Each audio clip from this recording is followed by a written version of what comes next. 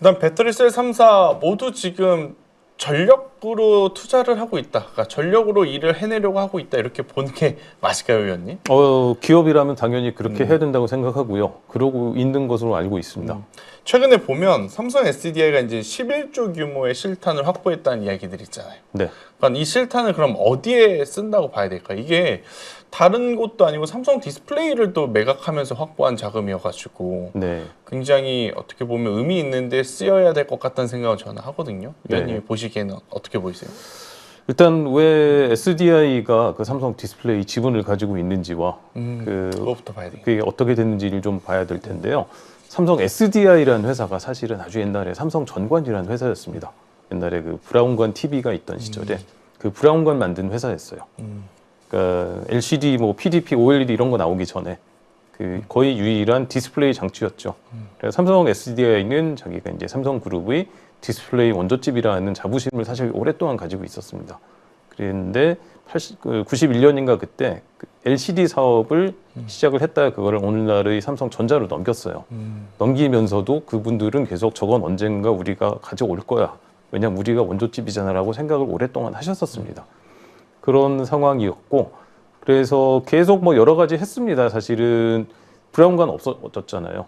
그러면서 회사가 문을 닫을 수 없으니 여러 가지 많이 했는데 그중에 대표적이었던 것 중에 하나가 PDP예요. PDP 아마 기억나실 텐데 네. 지금 없잖아요. 맞아요. 망했습니다. 그것도 디스플레이죠 결국은. LCD한테 밀린 건데 그러면서 정말로 여러 가지 시도를 많이 하다가 오늘날 살아남은 게 이 삼성 SDI 매출이 한 8, 90%가 지금은 배터리에서 나오고요. 네. 한 10에서 20%가 예전에 그 제일모직이라는 회사가 있었잖아요. 그렇죠. 거기서 넘어온 그 전자재료, 전자 소재 사업 이렇게 구성이 돼 있습니다. 결국은 이제 배터리가 제일 큰데 그 와중에 이제 그 디스플레이를 연구 개발을 계속 하고 있었고 일본하고 합작사도 가지고 있었는데 그게 2010년인가요? 그때 이제 합쳐집니다. 12년인 것 같은데 합쳐지면서 삼성전자가 가지고 있었던 디스플레이 사업과 합치면서 오늘날의 삼성 디스플레이가 된 겁니다. 그러다 보니 이제 SDI가 현물 출자였을 텐데 한 부분에 대한 지분이 있는 거죠. 그게 이제 삼성 디스플레이 한 15% 정도 되는 지분이고요. 그랬는데 그거를 계속 가지고 있었던 거는 우리는 디스플레이 계속 SDI의 D가 디스플레이예요. 그랬는데 그럼에도 불구하고 놓지 않고 있다가 이제는 드디어 우리는 디스플레이를 다시 할 수 있는 상황은 아닌 것 같고 그 지분을 최대한 가장 유리하게 사용할 수 있는 거는 그걸 매각을 해서 그 돈으로 배터리 사업에 투자하는 게 길인 것 같다라고 판단한 것 같습니다. 무려 이 판단이 지금은 삼성 SDI CEO께서 작년인가 재작년인가까지 삼성 디스플레이 CEO셨어요. 그분이 이제 판단하신 거라 좀 더 의미가 있다고 생각을 합니다. 그러니까 이게 작은 규모가 아니라 네. 그 동안에는 없었던 그 선례였잖아요. 네. 디스플레이 그 지분을 매각을 해서 네. 이걸 실탄을 삼아서 네. SDI에 투자한다라는 것 자체가 그래서 굉장히 좀 궁금했었는데 그런 히스토리가 있었던 건지는 저도 오늘 처음 알았습니다. 네. 일단 여기서 이제 조금 더 보면 삼성 SDI는 46파이 원통형 배터리. 네. 요거에 이제 우리가 굉장히 시장에서는 환호를 했었고 네. 지금도 관심을 갖고 있는 분야인데 어느 정도 이제 기술 레벨까지 올라온 거예요? 46파이 뭐 이제 사실은 한국 두 회사가 하고 있습니다. 그 LG 엔솔이 먼저 시작을 했고요. SDI도 하고 있고 SK온도 뭐 한다고 하는데 아직 뭐 발표된 건 없는데 SKO는 되게 이게 많이 가려져 있는 것 같아요. 비상장사라서 그런지 모르겠지만 네. 그래서 SKO는 딱히 막 저도 찾아본 기억은 없는 것 같은데 네. SDI와 LG엔솔은 지금 막 엎치락 뒤치락 하는 네. 것 같고 네. 그리고 사실 하나 더 있습니다. 파나소닉이 하고 있고요. 파나소닉. 뭐 이 폼팩터는 사실은 테슬라가 먼저 제안을 했어요. 그렇죠. 그 2170 뭐 이런 그 원통형이죠. 우리가 알고 있는 건전지 같이 생긴 네. 그런 건데 이게 안에 있는 그 배터리 여러 그 가지 뭐 전극들이죠. 그런 걸 이렇게 훅 말아요. 뚜루룩 말아가지고 만드는데 옆에서 생산 장비 보면 되게 빨리 만듭니다. 생산성 되게 좋아. 롤처럼 많은 건가요? 예, 예. 이렇게 네 가지 뭐 분리막, 양극, 분리막, 음극해서 네. 이거를 막대 같은데 꼭 훅 돌려요. 그럼 뭐 1점 몇 초에 이제 하나씩 셀이 나와요. 그래서 포장한 다음에 그건 이제 캔에 집어넣는 그런 식으로 하는데 생산성이 굉장히 좋습니다. 굉장히 좋고 이미 뭐 그 장비들이 많이 나와 있기 때문에 되기만 하면 정말 좋은데 좀 기술적인 어려움이 있습니다. 이게 뚱뚱해지니까 배터리는 충방전하다 보면 그 열이 나거든요. 맞아. 이 열이 올라가는데 이게 가늘 때는 그래도 밖으로 빠져나왔는데 이게 팽창돼. 뚱뚱해지면 가운데 부분은 뜨거워진 그 부분이 빨리 안 식는 거죠. 아. 그럼 얘가 오동적을 할 수 있거든요. 잘못 문제가 생길 수 있고 그런 등등의 문제가 있기 때문에 쉽지는 않은 것 같습니다. 그렇지만 된다 치고 되면 어떤 좋은 일이 있냐면은 지금 예를 들어 21700 같은 경우는 반지름이 21mm란 말이에요. 네.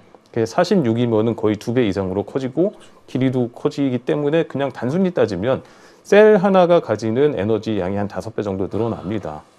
근데 무슨 얘기냐면 어떤 예를 들어 전기차라고 치고 여기에 들어가는 여기에 필요한 전기 저장할 수 있는 용량이 예를 들어 70kW 이 정도 된다.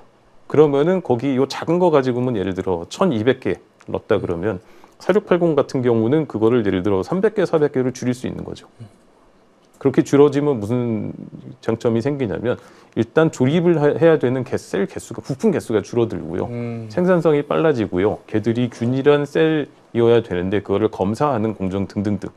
그리고 여러 가지 생산성이나 품질 관리 측면에서 유리한 점이 생깁니다.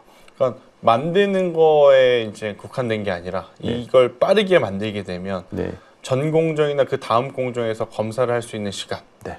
그런 것들을 벌 수 있으니까 엄청 줄어들죠. 생산성과 효율성 네. 이게 결국에는 가격으로 전가되었을 때 네. 기업들 입장에서는 굉장히 큰 무기가 될 수 있는 그렇습니다. 또 하나의 어떤 포인트라고 그렇습니다. 좀 보시면 되는 거죠. 그러면 이게 어디 산업에 지금 가장 많이 쓰인다고 봐야 돼요? 원통형 배터리 부분. 지금 사실 그 테슬라가 처음에 그 4680을 만들어야겠다고 했던 거는 지금 좀 그 이제 힘이 빠졌습니다만 사이버 트럭이었어요.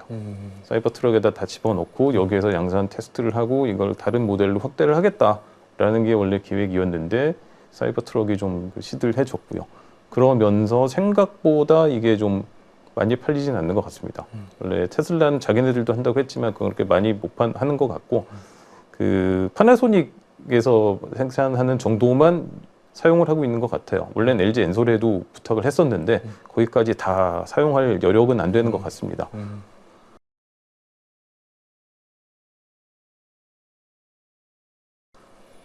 사이버 트럭이 그래도 동네에 한 대씩은 이제 좀 보이는 것 같은데 저도 여의도에서 2대를 봤거든요. 네. 근데 그거 가지고는 택도 없겠죠? 그게 원래 연간 20만 대씩 팔겠다고 했는데 지금 뭐 1년에 한 10분의 1? 아, 그렇게 안 팔려요? 한 7, 8분의 1 이 정도밖에 안 돼요. 뭐 얼마 전에 가격을 낮췄다는 이야기는 들었는데 가격을 낮춘다고 이게 더 팔 수 있는 그런 상황은 아닌 것 같습니다. 아니 이게 처음에 제가 실물을 봤을 때 약간 네. 헉 했었거든요. 그러니까 네. 두 가지의 헉. 네. 생각보다 크기가 엄청 크더라고요. 네. 그리고 두 번째로는 안에 있을 땐 모르겠지만 저걸 타고 내리면 많은 사람들이 네. 쳐다볼 것 같은 생각이 들어가지고 하차감 굉장히 좋았겠죠. 네. 일단 그렇습니다. 그리고 이제 또 일본 도요타의 성역이었던 하이브리드 시장을 우리가 이제 계속 어떻게 보면 도전자의 입장으로 접근을 하고 있는 상황이잖아요. 네. 이제 우리나라 기업들만의 비장의 무기라고 한다면 어떤 것들이 있다고 봐야 될까요? 하이브리드를 처음 만든 회사 토요타는 맞는데요. 네. 지금은 하이브리드 기술을 가진 회사가 토요타만 있는 건 아닙니다. 그 대표적인 회사 중에 하나가 현대차 그룹이고요. 현대차 그룹 같은 경우는 토요타가 이제 사용하는 방식에서 살짝 우회를 해서 좀 더 좋은 방식으로 조금 다른, 그러니까 특허겠죠. 결국은 특허를 회피하는데 괜찮은 방식으로 하이브리드를 만든 기술을 가지고 있고요. 그 양산 경험도 많이 있습니다. 그래서 미국에서 이제 아까 처음 말씀하셨던 것처럼 신차를 내면 이제 하이브리드를 같이 내는 경우도 많이 있죠. 반응이 괜찮은 것 같습니다. 그래서 근데 하이브리드의 시작은 토요타 만든데 이제는 그 회사만 하는 건 아니라는 거. 그래서 아직 하이브리드 기술이 충분하지 않은 GM 같은 경우 작년에 이제 현대차 그룹하고 같이 열심히 협력을 해보기로 사인을 했잖아요. 그랬던 이유 중에 하나가 하이브리드가 아니었을까라는 생각입니다. 그러니까 왜냐하면 보통 이제 우리가 전고체를 막 꿈의 배터리라고 하잖아요. 그래서 NCM의 어떤 좀 모자란 부분을, 그러니까 모자란 부분이라기보단 NCM이 가지고 있었던 가격적인 부담을 잘 맞춰 잡은 게 LFP 배터리. 네. 이렇게 지금 이해가 되는데 네. 그러면 전고체 배터리는 그러면 어떤 개념인 거예요? 그러니까 같은 부피 안에 네. 조금 더 많은 양의 에너지를 담을 수 있다고 이해를 하시면 됩니다. 그 어떤 거냐면은요. 그 양극이 있고 음극이 있어요. 전극이 네. 있고 그 둘 사이에 지금은 그 액체가 차 있습니다. 분리막. 석유 제품, 예, 분리막도 있고 그 둘 사이에 리튬이 왔다 갔다 하면서 전액이라고 예. 하는 것들. 저희가 충방전을 할 수 있는 그런 전해액이 들어가야 되는데 그 액체거든요. 네. 좀 어느 정도 부피가 있어야 되고 분리막이라는 것 자체도 결국은 이거 부직포 비슷한 거라고 생각하시면 돼요. 그런 걸 하나 끼워 놔야 되는데 이런 부피들을 확 줄이면 똑같은 부피의 배터리 셀 혹은 팩 안에다가 담을 수 있는 에너지 양이 늘어나는 거죠. 훨씬 얇게 만들 수 있거든요. 좀 간단하게 만들 수 있습니다. 이론적으로는. 그렇기 때문에 자 똑같은 예를 들어 이만한 배터리 팩인데 LFP는 여기다 예를 들어 200만큼을 담고 삼원계는 300을 담는다면 전고체 배터리 같은 경우는 뭐 800에서 한 1000 정도를 담을 수 있는 거죠. 그러니까 똑같은 정도의 에너지를 필요로 한다면 이거 훨씬 더 작게 만들 수 있는 거죠. 그러니까 전체 용량이 동일하다고 봤을 땐 네, 전고체 배터리가 더 컴팩트 있게 만들어질 수 있으니 그렇죠. 더 많이 탑재가 된다는 걸로 이해를 하면 되는 거죠. 그렇죠. 그래서 이제 이게 로봇에 탑재가 될 가능성이 지금은 가장 높은 건가요? 일단 많은 회사들이 특히 중국의 이제 그 전고체 배터리 전문 회사나 그런 회사들하고 같이 일하고 있는 전기차를 하는 회사들이 이제 배터리 이거를 이제 전기차용으로 테스트를 하고는 있는데 네. 이 전고체 배터리가 사실 지금도 양산이 되고는 있어요. 되고는 있는데 어떤 거냐면은 그 일본의 막셀이라는 회사가 있는데 오래된 배터리 회사입니다만 굉장히 작은 그 단추보다 훨씬 작은 그런 사각형 셀이 있고요. 로봇 이제 공장에서 쓰는 로봇에 센서들이 달려 있는데 네.